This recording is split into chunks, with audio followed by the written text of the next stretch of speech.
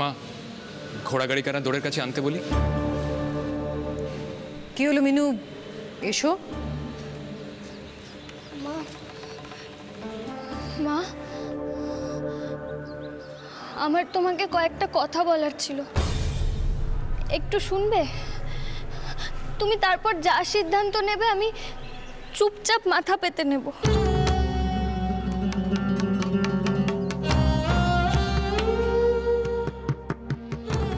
মা, আমি কোনোদিনও এভাবে লড়াই ছেড়ে পালিয়ে যাইনি মা। এটাকে পালিয়ে যাওয়াই বলে।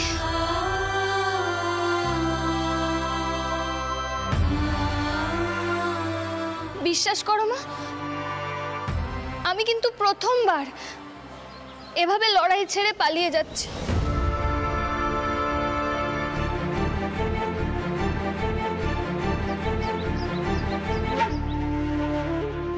আচ্ছা মা, তুমি বলো না কোনটা বেশি প্রয়োজন, সম্মান রক্ষা করে পালিয়ে যাওয়া নাকি প্রাপ্য সম্মানটুকু আদায় করে নেওয়া?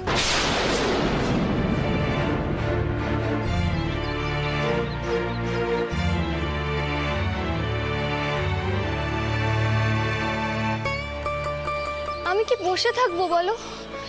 কে কখন এসে আমাকে আমার প্রাপ্য সম্মানটুকু দেবে তার আশায়? নাকি আমি নিজেকে এমনভাবে তৈরি করব যাতে লোকে বাধ্য হয় আমায় সম্মান করতে?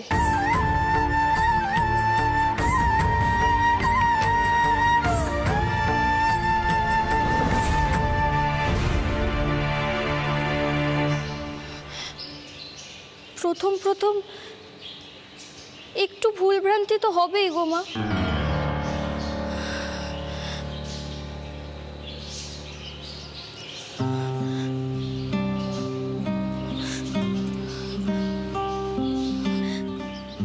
এই দেখো মা, দেখো সেই সেলাইটা।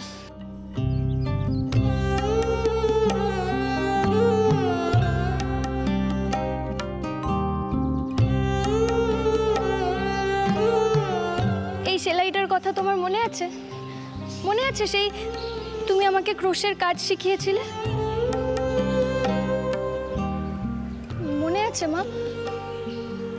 আমি যখন অধৈর্য হয়ে ছেড়ে চলে যেতে চাইতাম তখন তুমিই তো আমাকে বলতে, মিনু এরম অধৈর্য হয়ে পালিয়ে গেলে চলবে না, পালিয়ে গেলে নতুন কিছু শিখবে কি করে?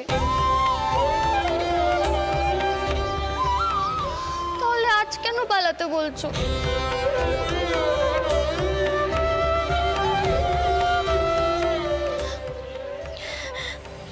মা, দেখো এটা আমি এত যত্ন করে কেন রেখে দিয়েছি জানো? এটা দেখলেই আমার মনে হয় আমি প্রথমবার যুদ্ধ জয় করেছিলাম মা।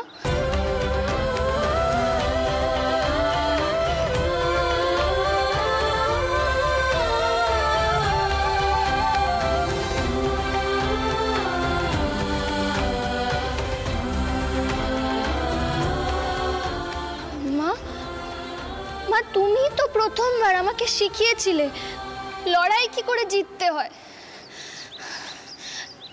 তাহলে আজ কেন পালিয়ে যেতে শেখাচ্ছ মা?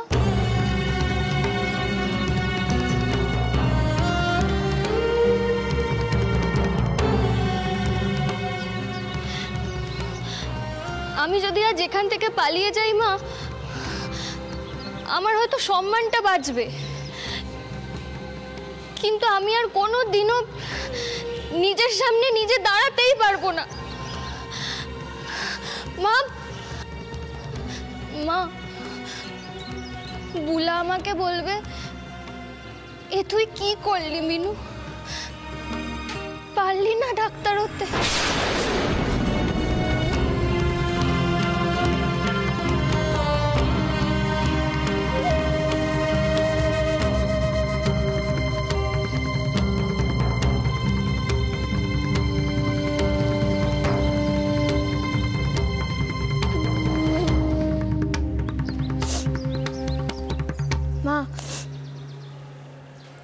আমার যা বলার ছিল আমি বললাম।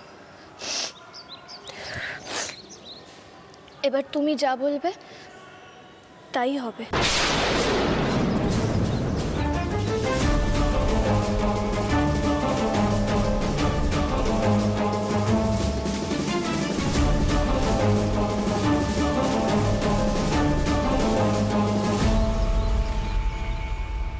দিজু, যা গিয়ে মিনুর বাক্স বিছানা সবকিছু নামিয়ে এখানে ভেতরে নিয়ে আয়।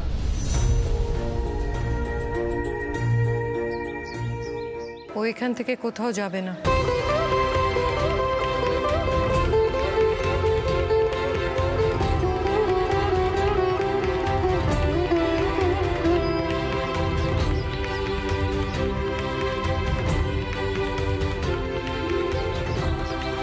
কি হলো দিজু, হাঁ করে দাঁড়িয়ে দেখছিস কি? যা মালপত্রগুলো নামিয়ে নিয়ে আয়। গিন্নি, আজ যদি আমরা জোর করে এখান থেকে মিনুকে ভাগলপুরে নিয়ে চলে যাই তাহলে ও একটা দিনও ওখানে থাকতে পারবে না।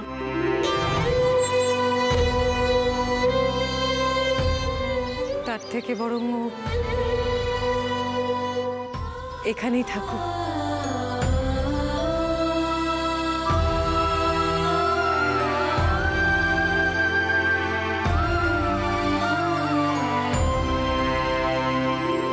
আহা, বোকার মতো দাঁড়িয়ে আছিস কেন? যা, মিনুমার জিনিসপত্রগুলো নিয়ে আয়। যা যা যা। মা,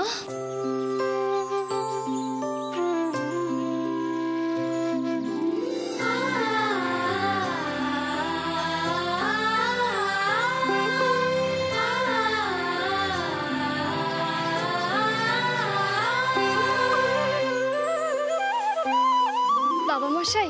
মিনুমা,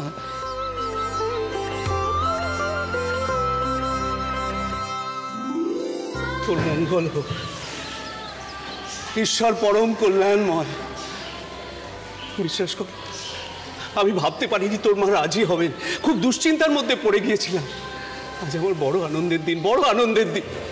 দ্বারকানাথ বাবু, মিনুমার লেখাপড়ার খরচ বাবদ এই অর্থটুকু আপনি রাখুন। না না, রাখুন রাখুন রাখুন। আর সবাইকে একদিন ভালো করে ভোজ খাইয়ে দেবেন।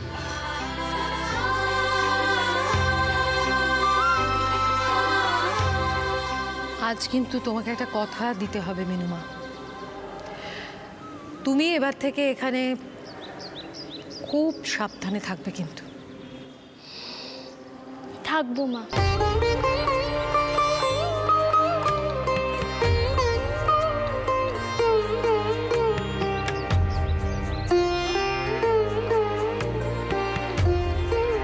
মিনু রে, চলি তাহলে।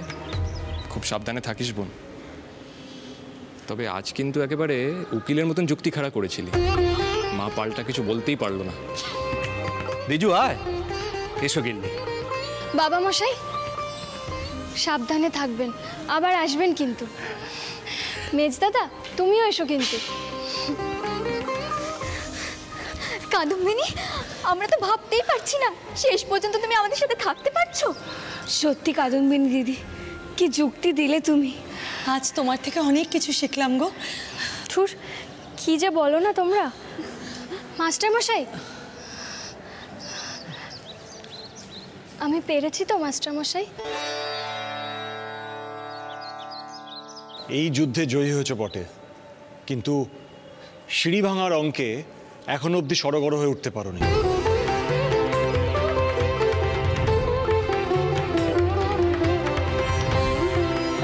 যাও যাও, সবাই ক্লাসে যাও যাও। আসল লড়াই কিন্তু লেখাপড়া শিখে মানুষ হওয়া। বুঝেছো সকলে?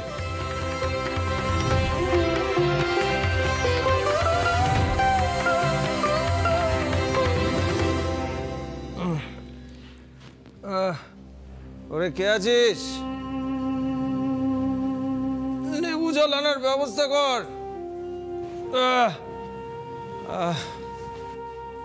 কে আছিস?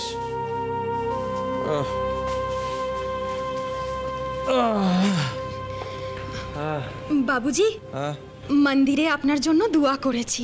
এই ফুল একটু থাক থাক, তুমি নেবু জ্বালানোর ব্যবস্থা করো দেখিনি। জি আনছে। ओ माय, बाबूजी को भगवान जी का प्रसाद दिले ना?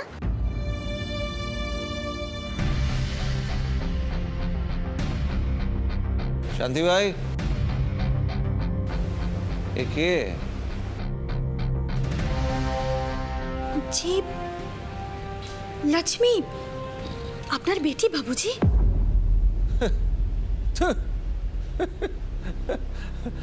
আমার বেটি কি করে হবে?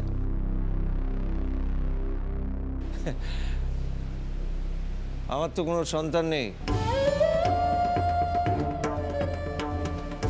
না না, এ আমার বেটি টেটি নয়। বলো তোমার বেটি। लक्ष्मी तू जा बेटी, ये अंदर रख दे। हाँ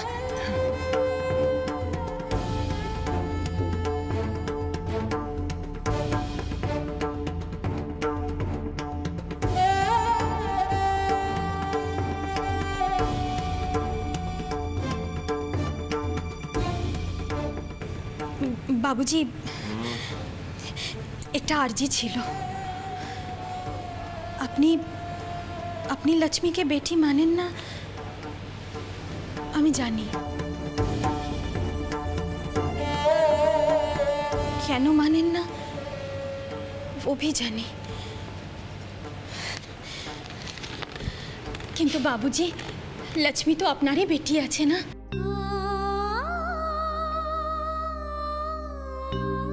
তো আমি বলছিলাম কি, ও যে জিনানাদের স্কুল আছে না, ওখানে যদি লক্ষ্মীকে ভর্তি করিয়ে দেন। কে কি বললে বিবিজান? তোমার বেটি লেখাপড়া শিখবে? তা কি করবে লেখাপড়া শিখে? হ্যাঁ, তাও আবার ওই মাস্টারের স্কুলে। শোনো শোনো, মাস্টার এখন হাজতবাস করছে। হ্যাঁ, বাজে কথা বলো না তো। ওই নেবু জলের একটু ব্যবস্থা করো দেখিনি। হ্যাঁ, বেদনায় আমার মাথা ফেটে যাচ্ছে। যাও যাও যাও। কর্তা,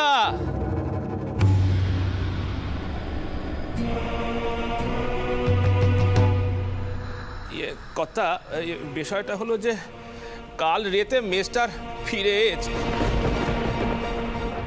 ওই দারোগা বেটা ছেড়ে দিয়েছে। ওই মেয়েগুলোর এত ক্ষমতা কর্তা। তোমাদের চোখে কি নেওয়া হয়েছে নাকি? কি দেখতে কি দেখেছো? মাস্টার আসবে কোত্থেকে? ছাড়া পাবে কি করে? হ্যাঁ, ওই মেয়ে মানুষগুলো গিয়ে মাস্টারকে ছাড়িয়ে এনেছে, এটা আমাকে বিশ্বাস করতে হবে? যাও ওই বেড়া দারোগাকে তলব দাও, সে যেন এসে আমার সঙ্গে দেখা করে। জি আগে কর্তা, তবে মাস্টার কাল রাতে সশরীরে ফিরেছে সে ব্যাপারে আমি নিশ্চিত। মানে আমরা তো নিজেরাই দেখেছিলাম যে আবাসিকের মেয়েরা মাস্টারকে ছাড়াতে গেছিল। তার মানে কর্তা, ওই আবাসিকের মেয়েগুলোর কথায় দারোগা এ কাজ করেছে। বলছিলাম কর্তা, ওই দারোগাকে টেনে নিয়ে আসবো। এই যাবৎকাল ওই দারোগা তো আপনার থেকে কম দয়া পাননি। বললুম তো, হতচ্ছাড়াকে আমার চোখের সামনে এনে হাজির করো। আর ভালো করে আবাসিকের দিকে নজর রাখো। যেই অনামুখ মাস্টার বেরুবে, সঙ্গে সঙ্গে এসে খবরটা আমার কানে দেবে। হ্যাঁ কর্তা, দেবো বই কি। আজ আমিও দেখব আগুন নিয়ে কে সামনে এসে দাঁড়া, কার কত দম।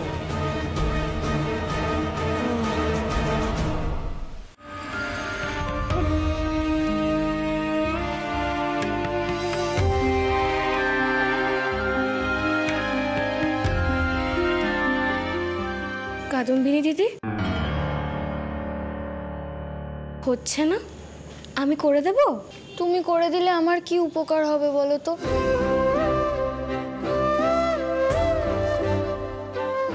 মাস্টার মশাই তো এসে যা বকা দেয়ার আমাকেই দেবেন।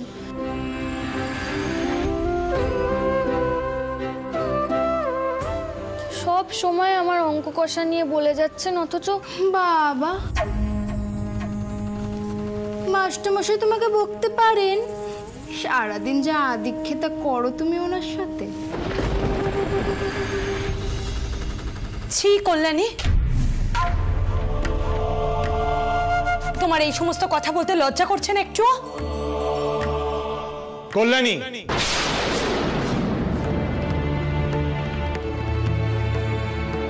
কি বললে তুমি কাদম্বিনীকে? সামনে এসো। কি হলো, শুনতে পেলে না কি বললাম? সামনে এসো।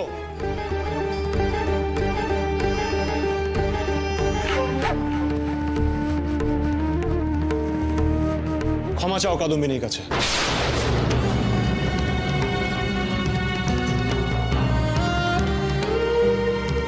কেন বোঝো না? তোমরা যদি একে অপরকে ছোট করো তাহলে তোমরা নিজেরাই টিকতে পারবে না। এই সমাজ তোমাদের বাঁচতে দেবে না। ক্ষমা চাও কল্যাণী।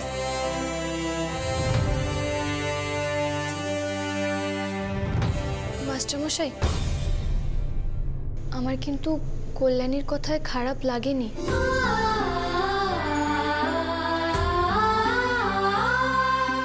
আমি তো এখানে পড়তে এসেছি, ওরা সবাই আমার বন্ধু।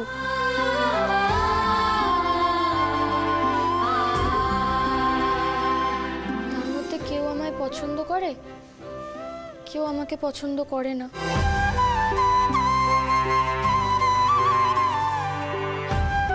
মাস্টারমশাই, এই গোটা জগৎটাই তো আমার কাছে নতুন।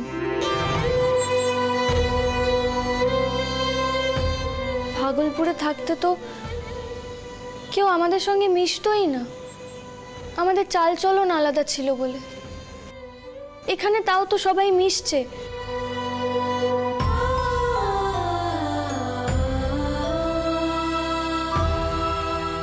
কল্যাণী অন্তত দুটো কথা তো শুনিয়েছে। ঠাকুরপো, আজকে কিন্তু আমাকে ক্লাসটা একটু তাড়াতাড়ি ছাড়তে হবে, আসলে অন্য একটা কাজ আছে তো, তাই তাড়াতাড়ি আজকে একটু বেরোবো, বুঝলে? অবশ্যই বৌঠান, আপনি যেমন বলবেন। নিন, আপনি শুরু করুন। মেয়েরা তাড়াতাড়ি সেলাই বার করো। আর ঠাকুরপো, উনি না তোমার জন্য বাইরে অপেক্ষা করছেন। ও, তাড়াতাড়ি সেলাই বার করো। কৃষ্ণা, কল্যাণী, সেলাই হয়েছে? আর সরলা বলা, সেলাই হয়েছে? স্বর্ণ, স্বর্ণ নিশ্চয়ই আসার পর থেকে এখনো পর্যন্ত সেলাইতে হাত দেওয়ার সুযোগ পাওনি, তাই তো? সরলা, দেখি সেলাই দেখাও।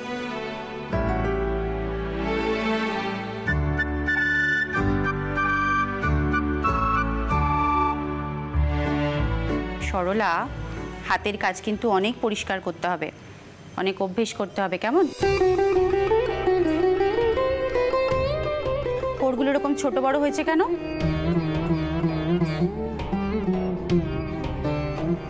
আর অবলা, তোমার সেলাই কোথায়? আসলে আমি না ঠিক ছুঁচে সুতো লাগাতে পারছিলাম না। বুঝেছি, তার মানে সেলাইতে এখনো পর্যন্ত হাতই দেওয়া হয়নি।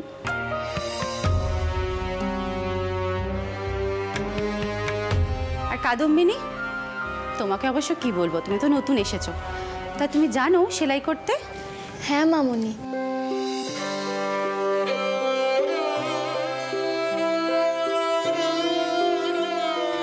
এই যে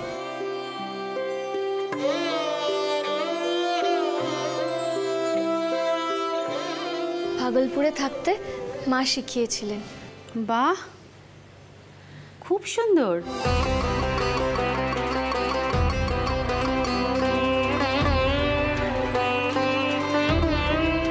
এই সেলাই দেখিয়ে তো কাদম্বিনী দিদি এখানে থেকে গেল,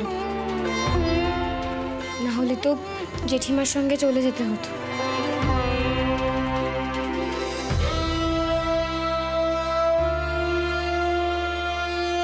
আমি শুনেছি, এখানে ঢুকেই খুড়োমশাইয়ের কাছ থেকে সবটা শুনেছি। তা কাদম্বিনী, তুমি তো খুব চৌখুস মেয়ে, রূপে লক্ষ্মী আর গুণে সরস্বতী।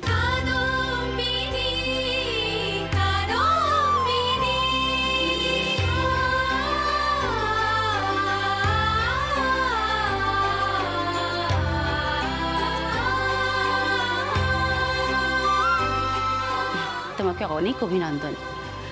অবলা, কাদম্বিনীকে দেখে ভালো করে শেখো। দেখো সব দিকটা কি সুন্দর করে সামলাচ্ছে।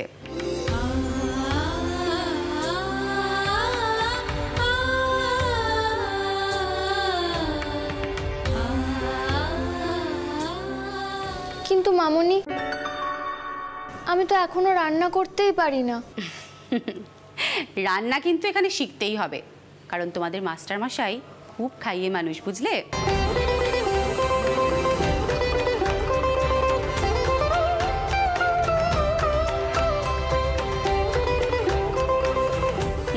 ধরো কৃষ্ণা, দেখি এবার তোমার সেলাইটা দেখি।